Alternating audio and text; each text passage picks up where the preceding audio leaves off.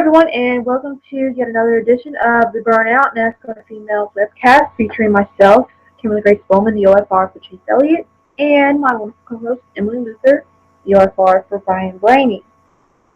Congrats to Martin Truex Jr. on the win this past weekend at Chicagoland, of which was awesome, but, I was a little bit annoyed with a certain other result, but that's beside the point. I mean, Chase was leading the bulk of the race until that caution came out.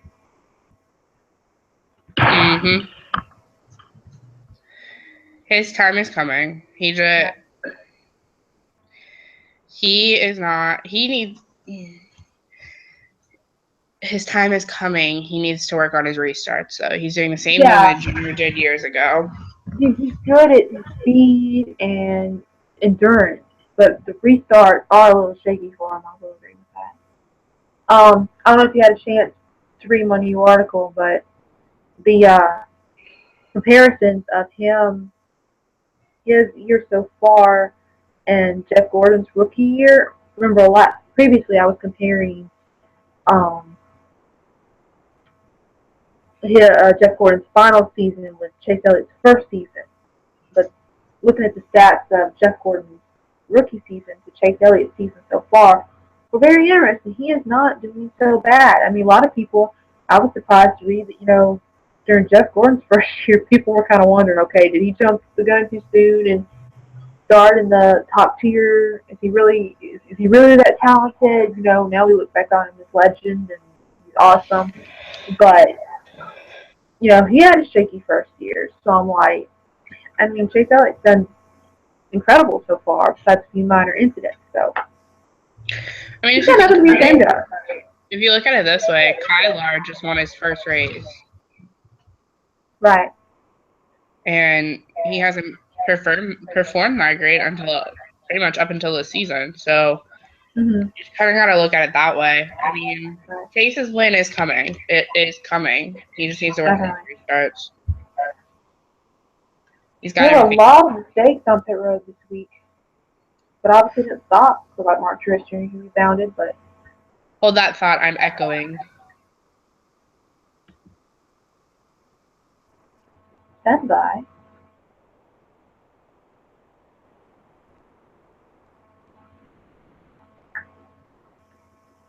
Come on back. Is that better? Actually, I didn't hear it. Let's see on your end. It sounds better. Okay. Sounds fine to me. Okay. Moving right along.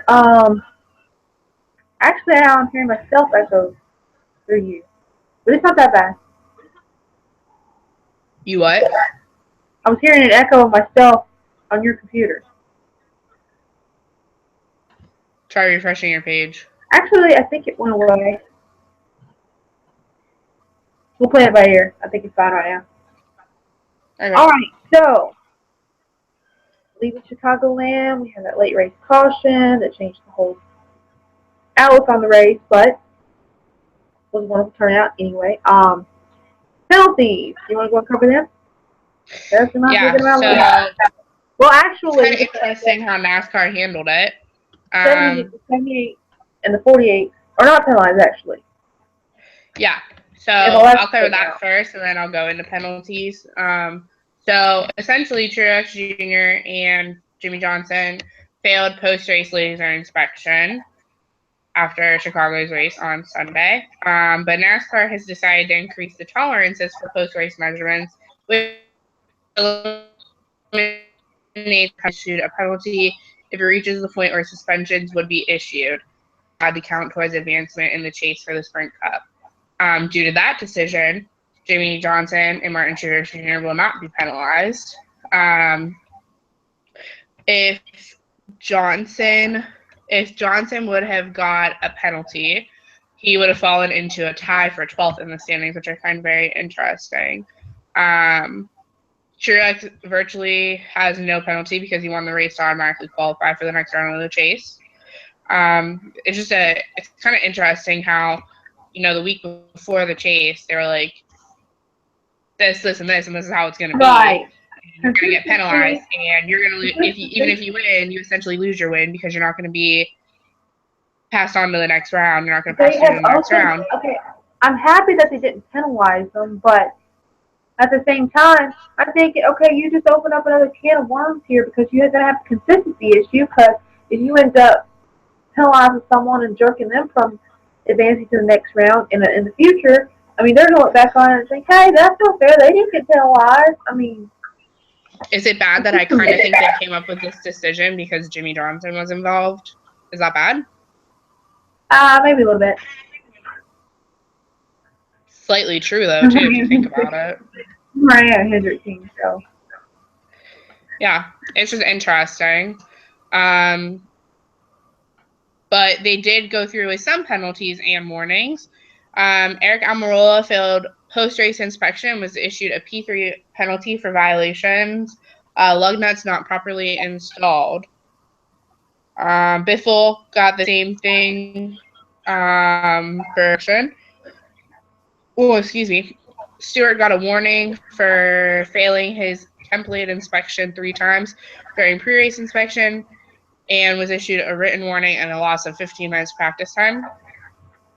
Danica Patrick and Kurt Busch failed laser inspection twice during pre-race inspection and were issued written warnings.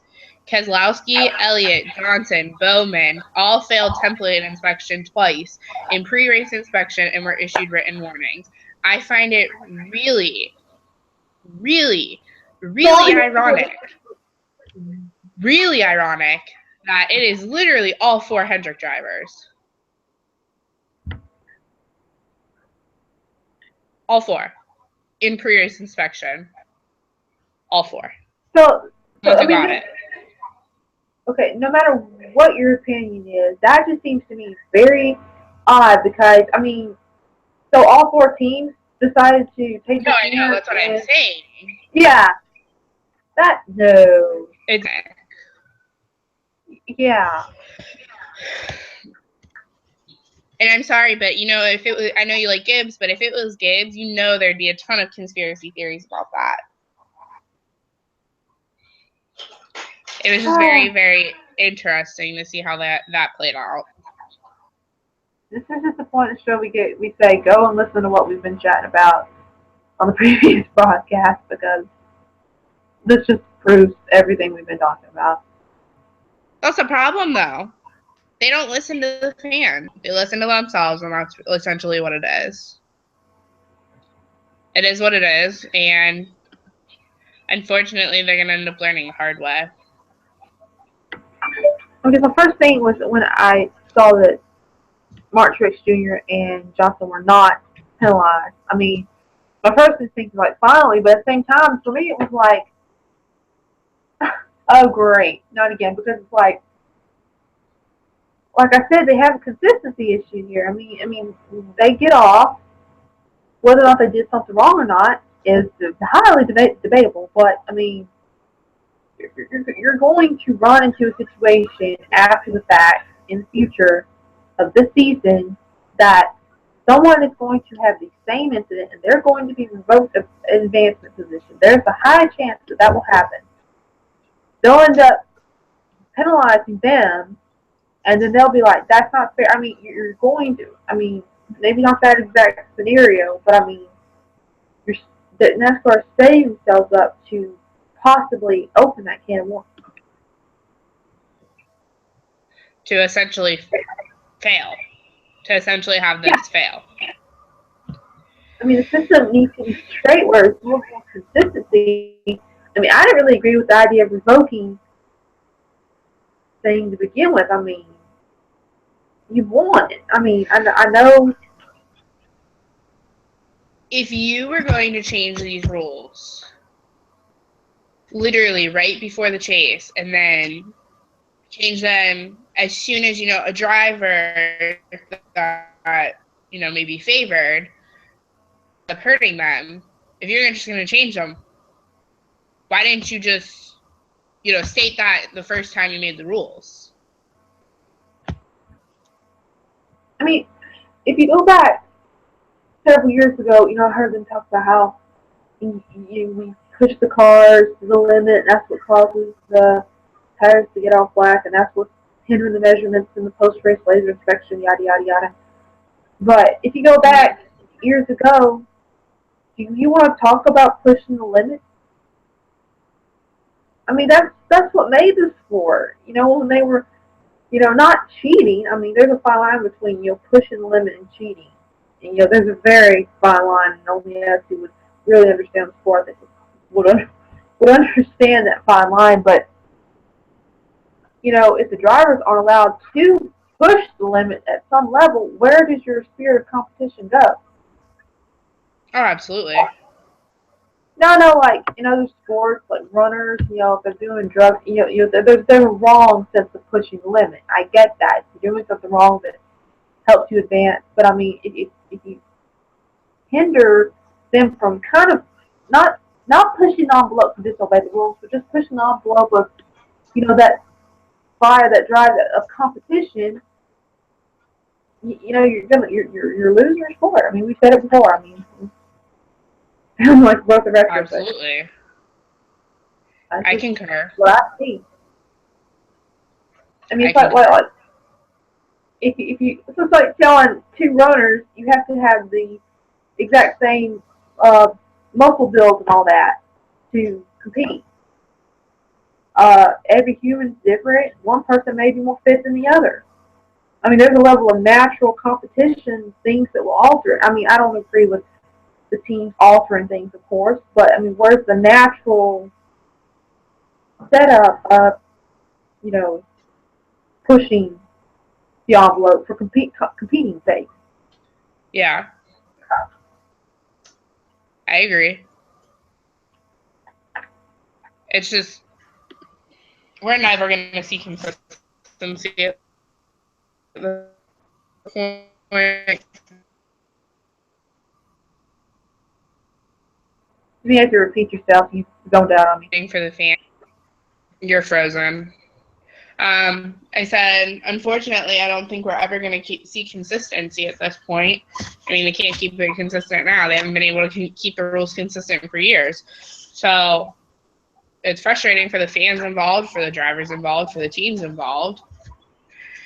But unfortunately, it is what it is. And we can sit here and, you know, give our opinion about it. And I think the people watching truly do agree with us, but won't listen to the fans. So if anyone has their own opinion, you can let us know. Yeah. I mean, they've also created, like, when they started trying to fix things, the effect of, well, that didn't work, so we got to fix that with this. But then this didn't work to fix that, so now we got to come back and, you know, fix that. And they kind of created a snowball effect that may be hard to fix. Absolutely. So, I don't know how much of this we want to mention, but of course, there was some, as of right now, last night, there was some very highly disturbing occurrences up in the Charlotte, North Carolina area. Not to get too off the subject here, but the NASCAR Hall of Fame was affected. Do you know the extent of how? They haven't announced the number because. Do what? They haven't announced an exact number yet because I honestly think they're afraid that more is going to happen tonight, so they're just waiting. These are sad times we live in. Very sad times. Yep. NASCAR has just had a hard week because between that and they're being sued for discrimination, which is causing this counter sue for defamation. Yeah, I thought we would talk about that a little bit. I don't know how to begin talking about that, but I have to get the article in front of me to get all the details. But his name is Terrence Cox the third, and he's suing for $500 million. I think it's funny that he mentions Steve Harvey, like Family Feud Steve Harvey. Have you not heard about this? Oh yeah, I heard it. Yeah, I think it's funny that he mentioned Steve Harvey in it. Like, First of all, how can you claim that NASCAR is not diverse? I hate to call him out, but look at Brad Doherty, however you want to say it. Look at him. He owns a team. Look at Bubba Wallace. I mean, I will admit that there seems to be a dominance of one over the other, but not being diverse is kind of a too soon to draw that assumption because, I mean, there is diversity. I mean, that's why they created that diversity program.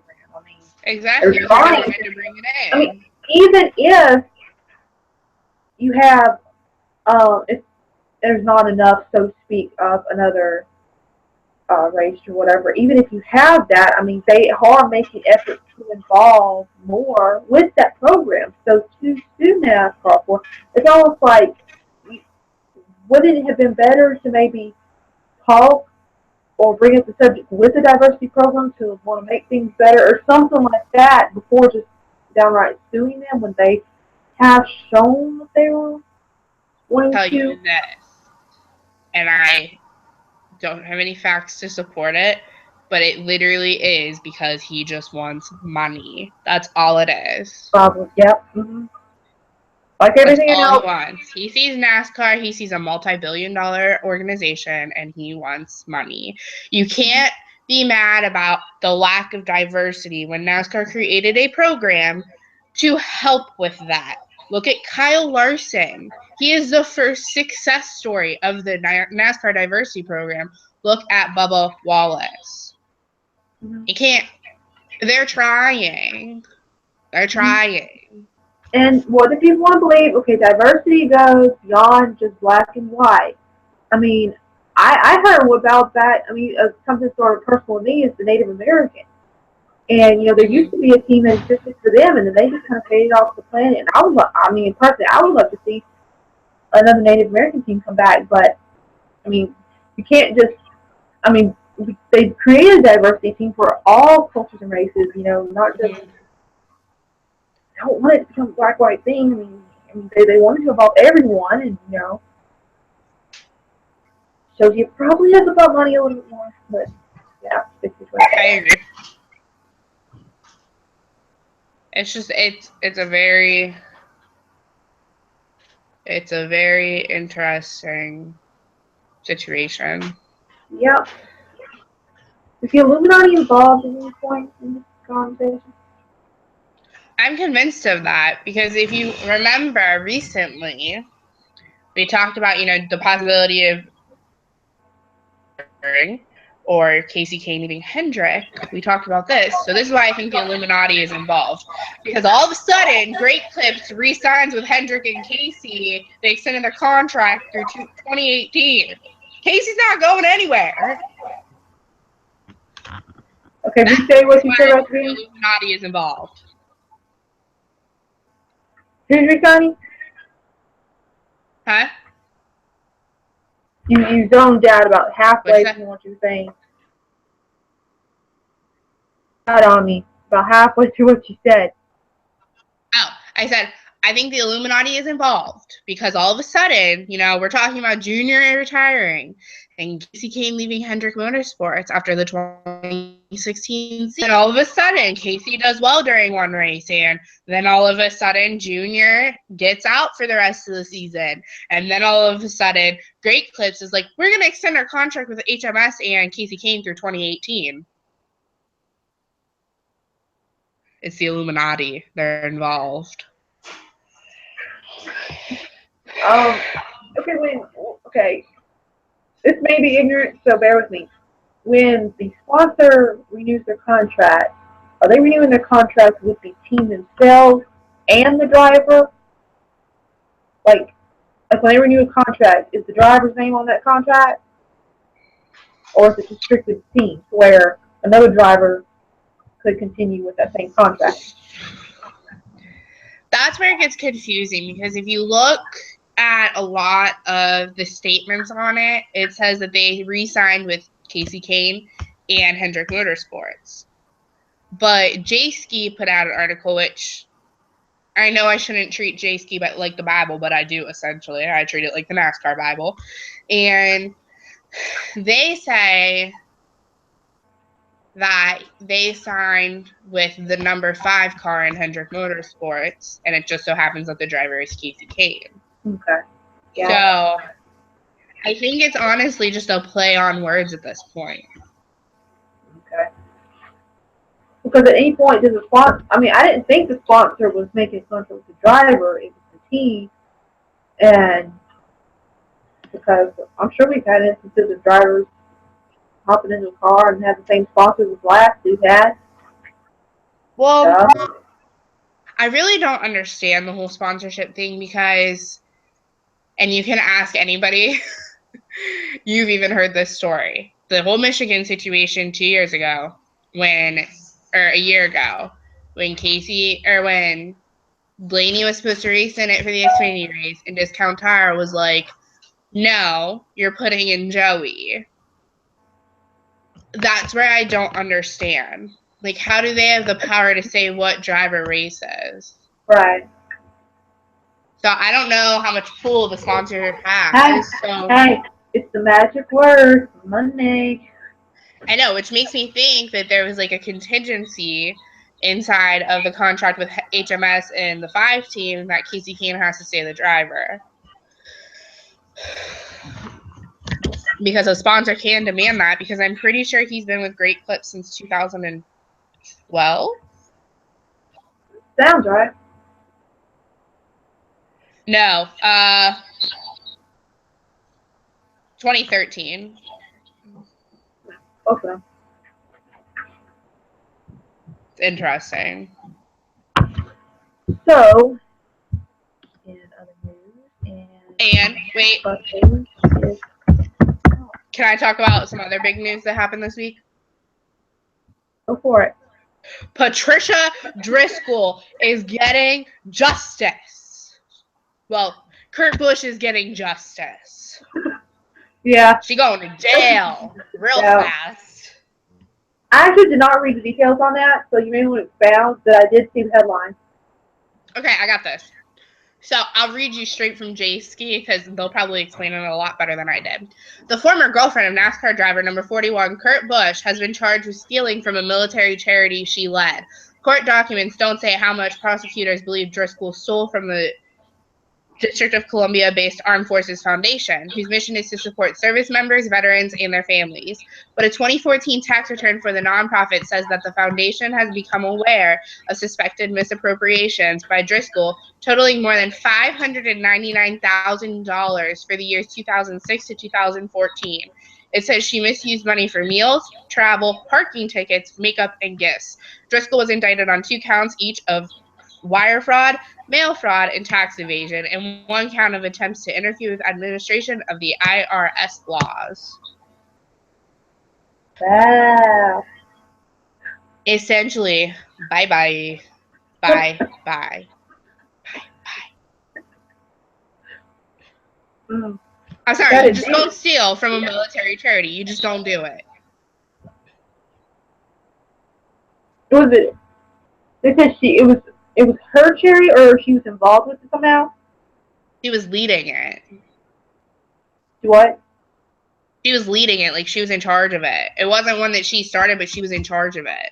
Right. That's sad. Either way, enjoy your time in jail. And she was the same one where Bush kind of got involved with a discrepancy a couple years ago.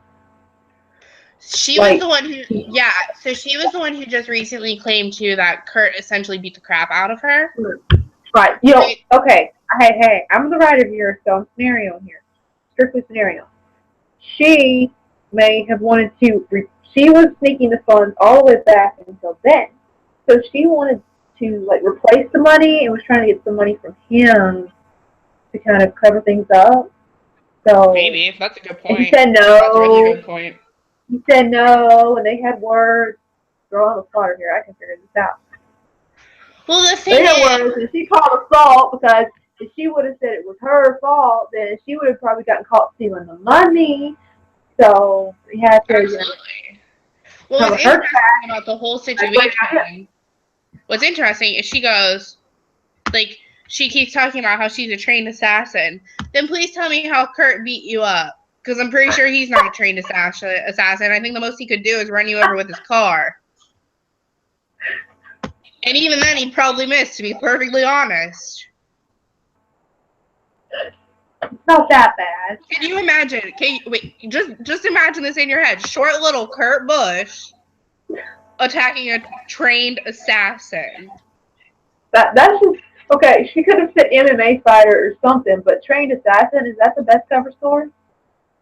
That's literally what she said, that she would. I mean, does everyone go on the street saying that? Assassin. You don't go on the street saying that, okay? Do what? I mean, but okay. If you're gonna do a cover story, you gotta make it believable. Hold, please. I'm looking this up. Patricia Driscoll, trained assassin.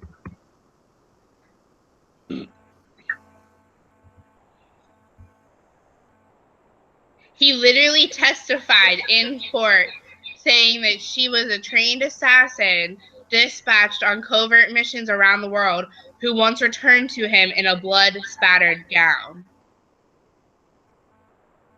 What, was he drunk? Huh? Was there drunkenness involved in here at any point? That clearly does not sound like something. Kurt testified in court, saying that he believed she was a trained assassin because weird things kept happening, and one time she showed up in a gown that was blood spattered. I swear to you, look it up. It's all over the internet.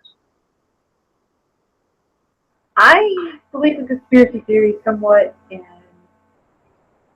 so I don't want to say he was lying. The Illuminati are involved.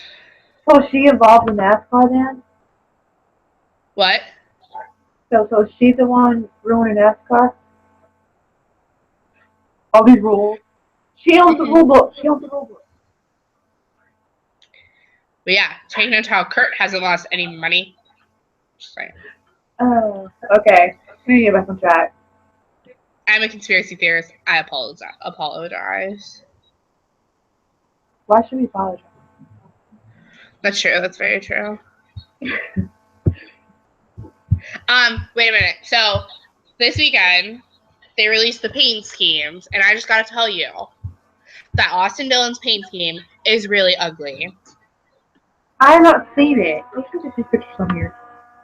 It is very ugly. It's okay, pumpkin spice Cheerios, and it is very ugly. Oh! Okay, I gotta tell you, I do not like the pumpkin spice movement. Like, I can't tell. I'm confused by, like, the side of the car. Like, is that supposed to be, like, cinnamon on the... I don't understand. It's weird. I'm not finding it. At least you were nice saying that. I said it's ugly. So... Oh, I found it. I'm not mincing my words. It is ugly. Well, I have to admit that I like warmer colors like browns and stuff. It's one of my favorites. I'm not a fan of it. It is ugly. A 3-year-old could have designed it better. I'm looking at it right now. I can also tell you this. It does not make me hungry for pumpkin spice Cheerios. First of all, why would you mix pumpkin spice with milk? I don't understand. I don't get it. Okay, yeah, that's ooh. I can't. It's weird. Okay. I am a Thanksgiving pumpkin pie lover. I love pumpkin, but the whole pumpkin spice fall fad, I do not like. I'm looking at the paint scheme right now, and I am trying to figure out, is that a cinnamon stick on the side? Is that what? Cinnamon stick? I don't know. It's cinnamon stick. It's hard to tell at the angle. They got the picture. Let's see. It's very weird. Hold on. I'm looking on NASCAR to see if they can answer if this is a cinnamon stick on the side of the dang car. Like, should I tweet Austin and be like, yo, is that a cinnamon stick? Okay, there's a quote in the article that says, they basically said have fun with it, so I took some of those elements from the box and made them fit on the race car. P.J. Brassers, a graphic artist at RCR who designed the scheme, told General Mills, once I saw the box, I had a good idea of how I wanted the car to look. I think it turned out real nice. What? Oh, it is cinnamon sticks. I'm looking at it. It is definitely cinnamon sticks. Cinnamon sticks tied with a little twine bow. Okay. Listen to this. It's at the end of the article. It says, the track already serves pumpkin spice flippy pies to keep your belly warm as he braves the frozen tundra of the NHMS Media Center. What's next? Pumpkin spice Sunoco fuel or pumpkin spice lobster? Hey, we've somehow shifted the conversation entirely from bug nuts to nuts to eggs. I'm just saying, if you look at the car, it literally is like pumpkin spice Cheerios. And then you look at it, and it literally says real tree. Yeah, because when I think of real tree, I really think of pumpkin spice. Oh, I can't. I'm just saying. Yeah. Like, they're so proud of it, and I'm just like, have you looked? I have seen worse. I mean, do you remember the pink, Calbush's pink dogs, unicorns, and stuff?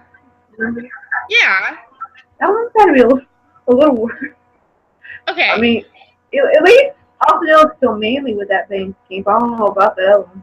But Kyle, nothing surprises me with him anymore. At this point.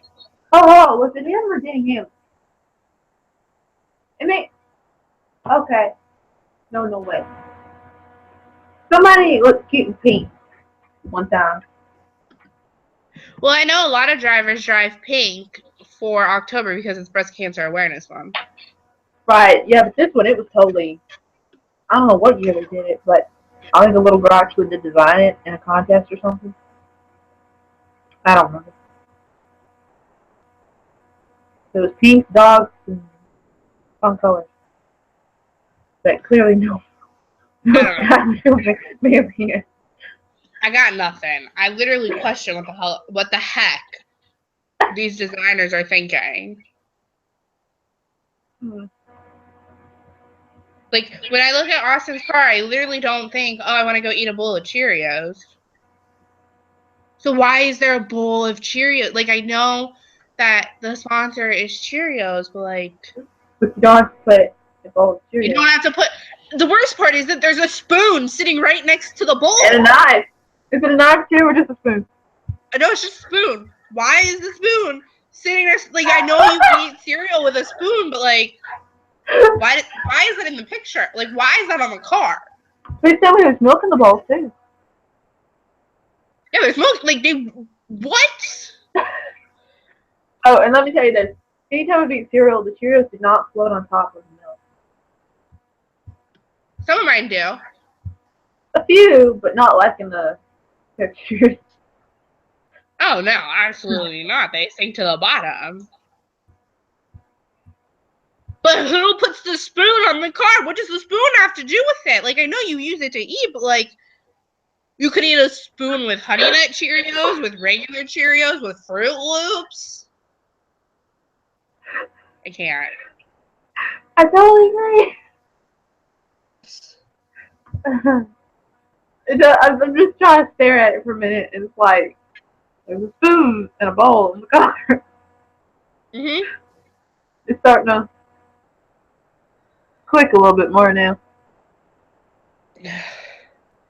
Like, what is the point of the cinnamon sticks on the side? And the fact that they had to wrap the cinnamon sticks in twine in the picture. Why? If you want to put just cinnamon sticks there. And angle, they look like habaneros. No, what am I thinking of? Like those chili peppers.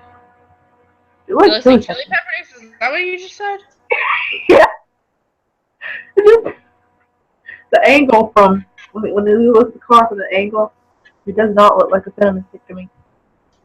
No, it's a cinnamon stick. Trust me, I found a good image of the side of the car. Alright. Alright. Well, moving on from that, because I can't continue to talk about At least we let this Ryan talk about New basicness. Hampshire. I guess it's appropriate. I mean, Austin is pretty basic, so. Just saying. Alright, you want to tackle the track facts? What? What did you say?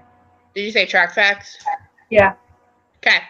We're at Loudon this weekend, which, if y'all don't know, Xfinity is at good old Kentucky this weekend. Okay, I have a question before you get started.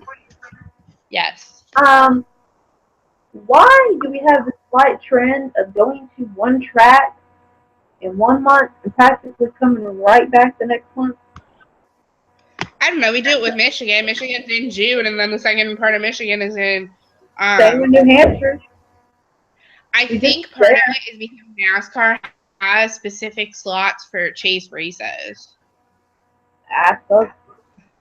There's something in the track contracts. I think I heard that one time. I mean, because you could almost down to letter. It was Daytona, and the next race and the next race, how they lined them up between the first half and the second half. But yeah, that was before everything changed, so can't count on that. I think they try to mix it up a little bit. Listen, I'm just ready for the Talladega Fall race because I love it so much. Yep, home track. I think they're in Texas. They're my favorite. Okay, bye. All right, so New Hampshire is a 1.058 mile oval. The race length will be 317.4 miles. Banking in the turns is 12 degrees. On the straightaway, it's 2 degrees. July 2016 race winner was Kenseth. September 2015 race winner was Kenseth as well. Winner was Mark Martin. Youngest winner was Joey Logano at 19 years old. Little BB. I remember when he was that little. Little BB. July 2016 pole winner was Jimmy Johnson. September 2015 pole winner was Carl Edwards. Matt Kenseth has won New Hampshire races. No driver has ever won 3 straight at the track. Kyle Busch led 463 laps in New Hampshire since the start of 2012. He has the most of any driver. I don't know if I said Kurt or Kyle, but I meant Kyle. Kevin Harvick finished 4th or better in 3 of the last 4 New Hampshire races. Brad Keselowski has a 6.5 average finish in the last 10 races. Truex Jr. has no top 5 finishes in the last 16 races at New Hampshire. Kurt Busch, 12 straight finishes of 10th or worse at New Hampshire. Kyle Larson finished 17th or worse in 3 New Hampshire races. And Chase Elliott finished 34th in his only NASCAR Sprint Cup Series start at New Hampshire. 10 different drivers have won the New Hampshire Chase races, but only 2 have multiple wins, Clint Bowyer and Matt Kenseth. Since New Hampshire moved to the second race in the Chase, only 1 driver that has won the event went on to win the title, and that was Tony Stewart. No non-Chase driver has ever won the Chase race at New Hampshire Motor Speedway.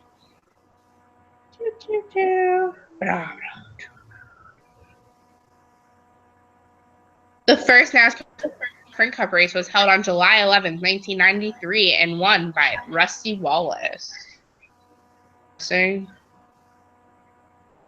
And then driver ratings at New Hampshire is Jeff Gordon, Denny Hamlin, Tony Stewart, Jimmy Johnson, Brad Keselowski, Dale Jr., Kyle Busch, Kevin Harvick, Ryan Newman, and Kasey Kahne.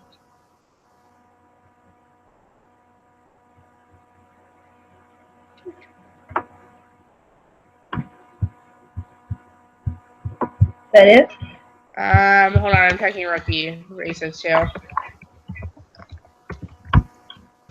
Yes, that's it for track facts.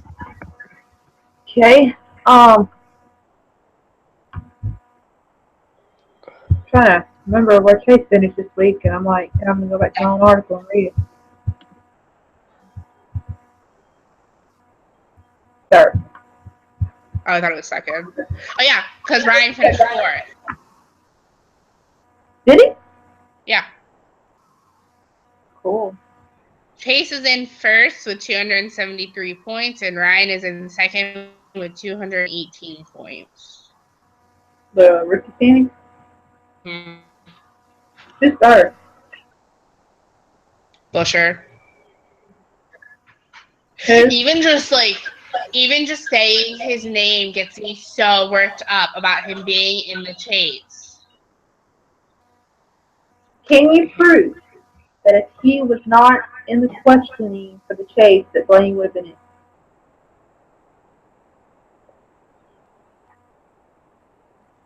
He angers me. Can you hear me? What? I said, can you prove that if Busher was not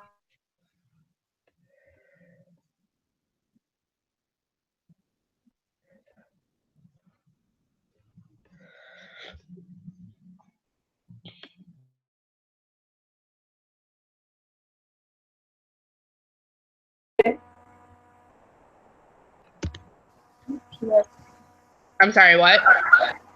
you blanked out? Yeah, my bad. Alright. One more time. If Busher would not have been in any thought or consideration as far as the chase goes, would Blaney have had a guaranteed spot?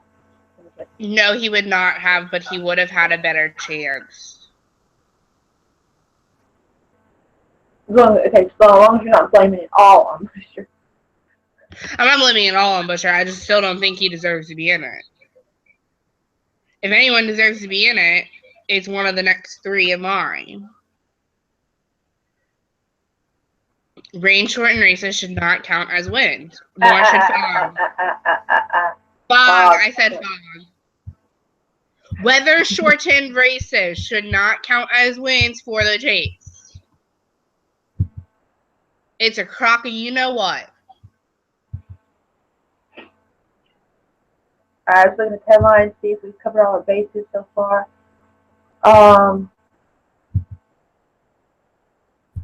What do you think we'll see out of New Hampshire? New Hampshire, second race of the first round of 16 going into chase.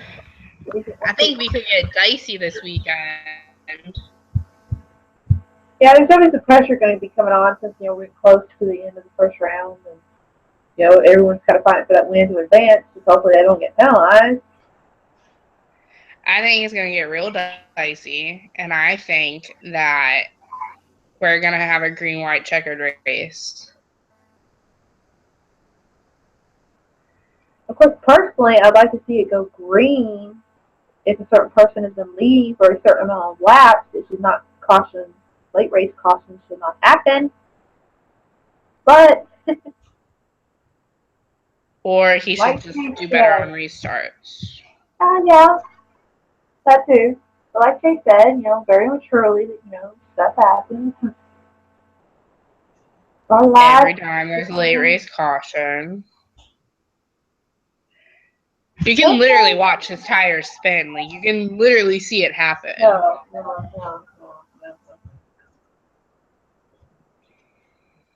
I'm not blaming him. He's not the only one who does it. It's just that's what's holding him back. Right, because he is. I mean, once he goes, he goes. I mean, he takes it. He's in good equipment. He runs well during the race on green. It is those restarts. And really, he's the one who should be held accountable for that because it is him. But at the same time, he's not the only driver who does it. I should have mentioned that in my article. Think about journalism. Huh? I would think I should have added something about that, the restart thing in my article. Oops.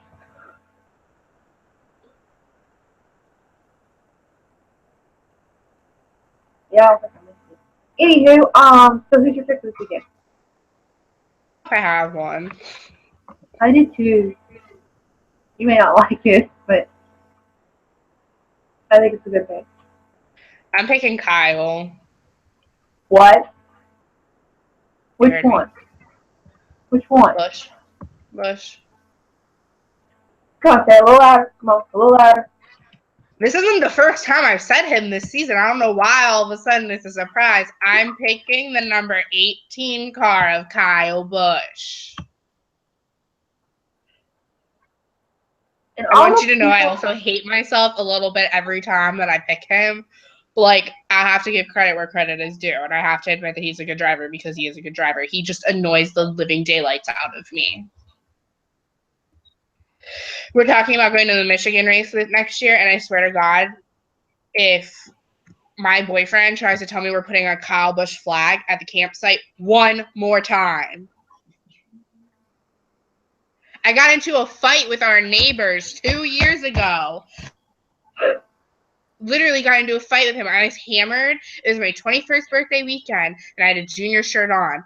And he goes, "Why do you hate Kyle Busch so much?" Because he wins. And this was before he won the championship, so I was allowed to say this. This is when he was only winning in Xfinity and trucks. And I said, well, you can only win in an Xfinity and trucks, but that's not the reason I don't like him. I don't like him because he's an a-hole, but I said it. I shut the kid up real fast. And then all of his friends yelled at me. They were like, well, it makes sense that he likes him because he's won too.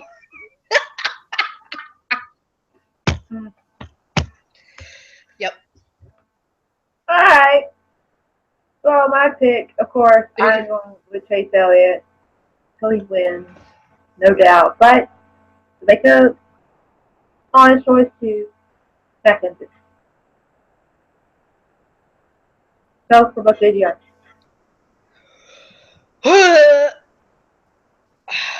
I would rather you pick Kyle.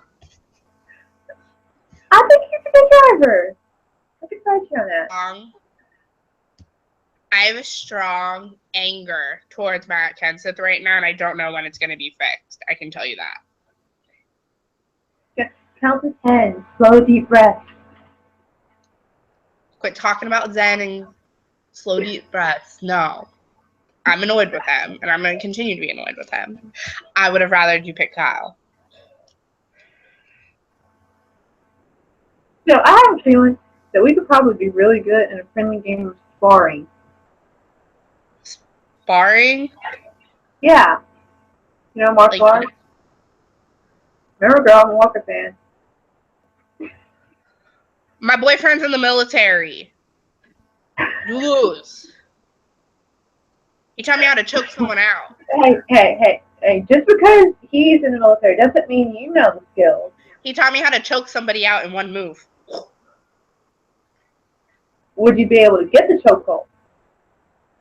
I can do it on him just fine.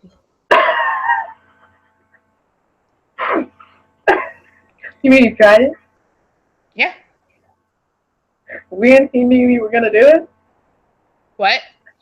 When he knew you were going to do it?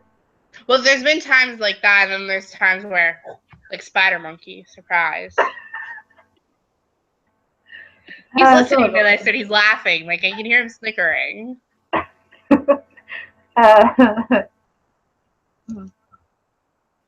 Okay. Just saying. So, have we covered all our bases for tonight's range news? I cannot believe you went on Kenseth. But yes, we have. Hey, just we're both JGR on one. Hey, for a track that people say Penske is dominant at, I just do not want to go there, so I was not even going to say that. So Kenseth is one. I'm just saying. He's a good choice. You picked Chase, though, and his only start in New Hampshire was a 34th finish. I had faith in him to make a good finish for the years out, so can't help myself. Okay. So, is that it? I think so. We need more viewers on here. I think if we got some questions and answers going, it could really help liven the end of our webcast. So, guys, if you're listening, get on live and go to the chat box and get some interaction. Quit being boring. actually interact with us. We're funny. Yeah. We don't bite. Well, I mean, sometimes I do, but most times I don't bite. Unless you have a reason to. Like, if you tell me Danica's a decent driver, then I might bite. She's better than some. Maybe not the best. Who is this better than some? Like, who are we comparing to? A 3-year-old? One second. Just saying. Okay. Well, everyone, thank you for bearing with us for another edition of the Burnout. We'll be back here again next week, same time, 9:30 Eastern.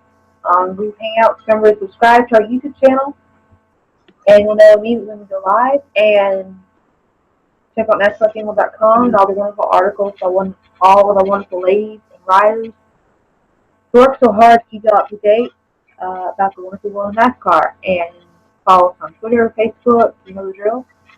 And we'll see you all back here again next week, same time, same place for the Burnout. Thank you all for joining us, and have an awesome night. Nighty-night.